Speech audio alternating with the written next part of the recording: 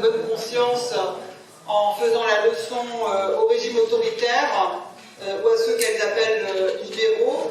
Cependant, elles recourent de plus en plus à des méthodes semblables pour contrôler la parole et réduire les possibilités d'expression de l'opposition.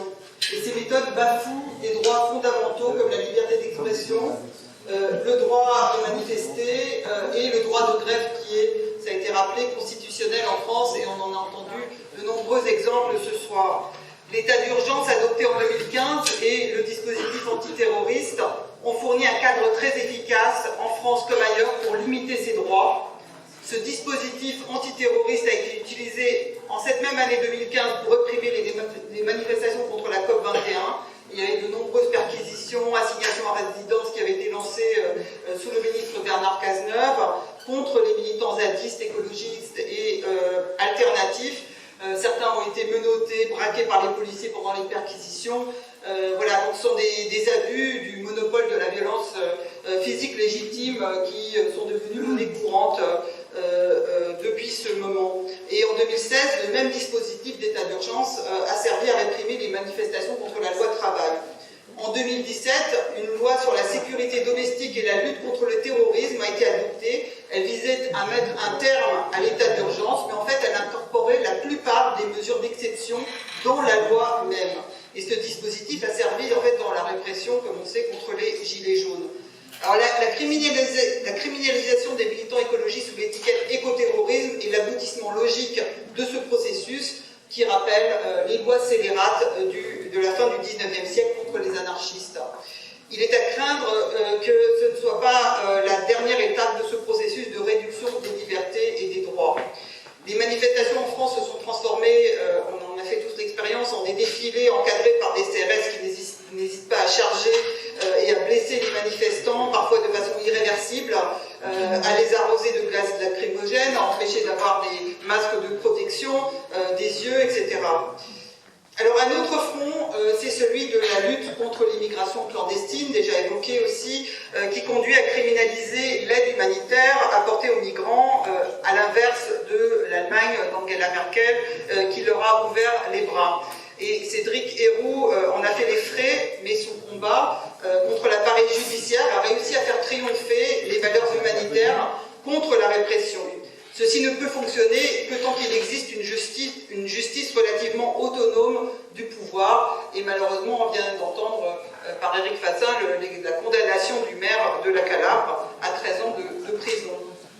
Alors, la société de surveillance néolibérale vise à fabriquer de la résignation sociale et à étouffer dans l'œuf toute résistance. Comme le notait l'écrivain Patrick Chamoiseau, le néolibéralisme et les politiques migratoires sont étroitement liés. On aurait pu penser que la politique libérale encouragerait la libre circulation des personnes, mais il n'en est rien. L'association entre autoritarisme et intérêt privé s'observe dans les régimes autoritaires et illibéraux, Russie, Turquie, Inde, Brésil. Un terrain d'observation est celui de l'enseignement supérieur, la répression qui s'y exerce contre les universités publiques sous forme d'intimidation, de procès, de révocation, voire d'assassinat, comme la sociologue brésilienne Marielle Franco, vise à disqualifier, réduire au silence tout pouvoir intellectuel critique. Les universitaires sont accusés de terrorisme ou de propagande antinationale. Et cette répression contre les universités publiques a pour pendant le soutien aux universités privées où les enseignants sont bien moins dotés de capital symbolique et donc ont tout intérêt à soutenir le pouvoir en place. Alors si la situation en France n'est pas comparable, il faut s'inquiéter des attaques du ministre de l'Éducation l'an dernier contre le soi-disant islamo-gauchisme à l'université, attaques qui visaient les sciences sociales critiques utilisant les notions d'islamophobie et même celles de genre et d'intersectionnalité. Le CNRS, fort heureusement, a refusé l'enquête commanditée par le ministère à ce propos. Alors ces attaques rappellent le macartisme des années 50 aux États-Unis et participent de cette propension à la disqualification, voire à la criminalisation de toute pensée critique.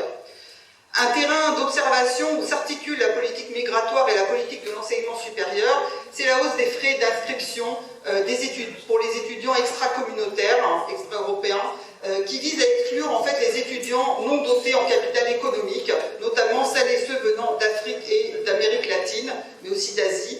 Et la face la moins visible de cette politique, c'est le système études en France, qui qui impose de payer des frais pour pouvoir candidater dans un établissement français, des frais qui sont inaccessibles à la plupart des étudiants venant des classes moyennes inférieures et classes dépossédées. Et on voit là donc un processus de sélection sociale, et on voit encore là la collusion entre politique migratoire et politique néolibérale qui participe de l'accroissement des inégalités selon le capital économique et l'origine géographique. Cette politique de restriction des migrations estudiantines des pays du Sud est le complément en fait de la politique migratoire européenne. Alors derrière le discours libéral et d'ouverture se cache donc une politique sécuritaire de fermeture et de soutien aux intérêts privés. La criminalisation des différentes formes de résistance en fait partie. Il faut la combattre tant sur le terrain du droit et des principes que par des actions militantes.